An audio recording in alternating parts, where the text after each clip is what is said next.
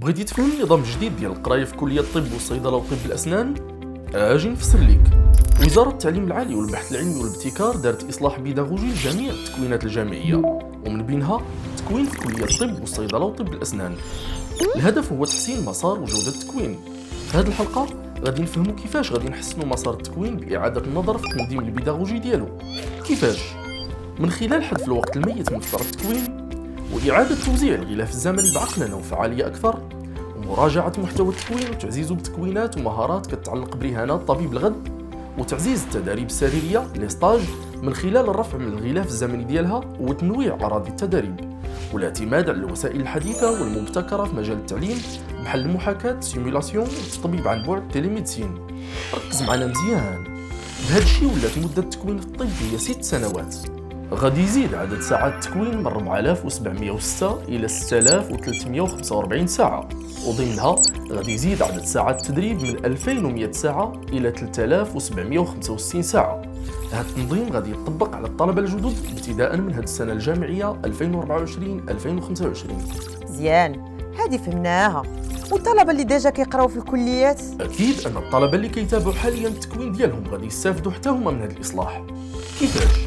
من خلال حذف الوقت الميت واستغلاله من أجل الرفع من الغلاف الزمني ديال التداريب السريرية اللي غادي يوصل حتى ل 3460 ساعة، وبهذا الشيء غادي يترفع عدد ساعات التكوين إجماليا ل 5950 ساعة. وخاصنا نعرفوا بأن هذا العدد ديال الساعات غيترفع تدريجيا حسب عدد السنوات اللي بقات في التكوين ديال كل طالب. هاد الطلبة اللي في السنة السادسة إلا بغاو كيمكن لهم حتى هما يديروا تداريب إضافية كتبدا من 3 شهور وتقدر توصل حتى لسنة. يكفي أنهم يقدموا طلب للكلية اللي كتوجهوا للجنة المكلفة من أجل تحديد المصلحة الاستشفائية اللي غادي تستقبلهم.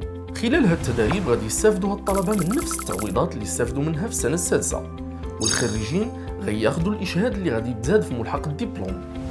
هادشي كله إلا درناه راه باش نكونوا أطر طبية قادرة باش ترفع التحديات ديال المنظومة الصحية الوطنية وتقدم خدمات عالية الجودة ومؤهلة باش تستجب للحاجيات الصحية للمواطنين والمواطنات في جميع أنحاء المملكة. إلا بغيتي تفاصيل أخرى على القراية في كلية الطب والصيدلة وطب الأسنان، تابع معنا الحلقات الأخرى باش تفهم مزيان.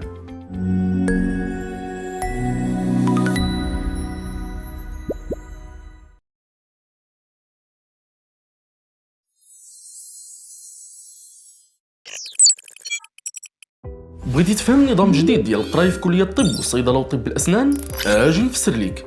الا شفتي الحلقه السابقه غادي تكون عرفتي بان التكوين في الطب عرف واحد التغيير جذري في التنظيم ديالو، وغادي تسائل كيفاش هذا التنظيم البيداغوجي الجديد والرفع من الغلاف الزمني غادي يطبق على ارض الواقع. في هذه الحلقه غنجاوبك على هذا السؤال.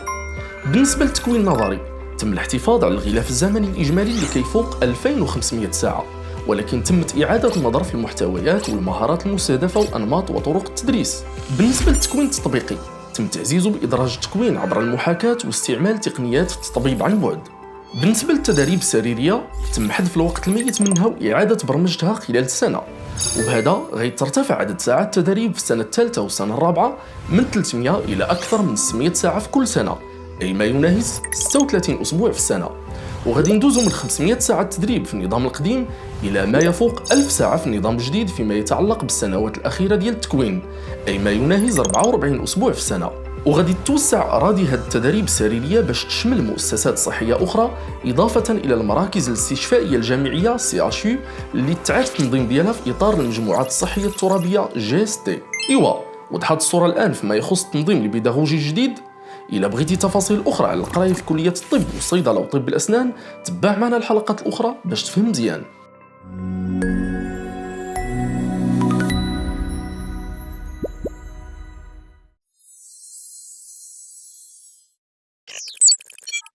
بغيتي تفهم نظام جديد ديال القراية في كلية الطب والصيدلة وطب الأسنان؟ أجي نفسر ليك.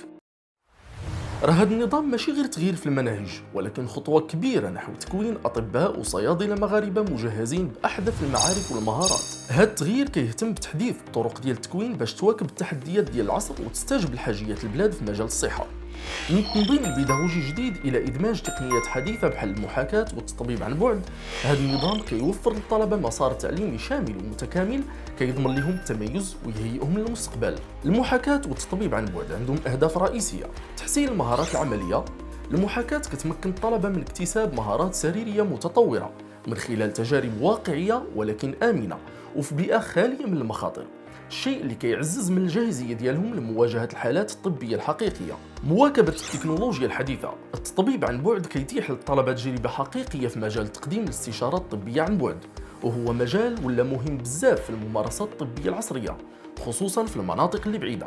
من خلال هاد التقنيات الطلبة كيتعلموا كيفاش يوظفوا التكنولوجيا في خدمة المرضى بشكل أفضل وأسرع، وبالتالي كيساهموا في رفع جودة الرعاية الصحية في بلادنا. وفي هذا السياق الوزارة خصات ميزانية مهمة باش تنجح هذا المشروع، وتم تجهيز الجامعات بأحدث المعدات والتقنيات اللي كتوفر تجارب تعليمية حديثة للطلبة. هاد الأهداف كيعكسوا التوجه ديال نظام جديد نحو تكوين جيل جديد من الأطباء والصيادلة اللي قادرين يوظفوا التكنولوجيا والتقنيات الحديثة لخدمة صحة المواطن المغربي بشكل فعال ومبتكر.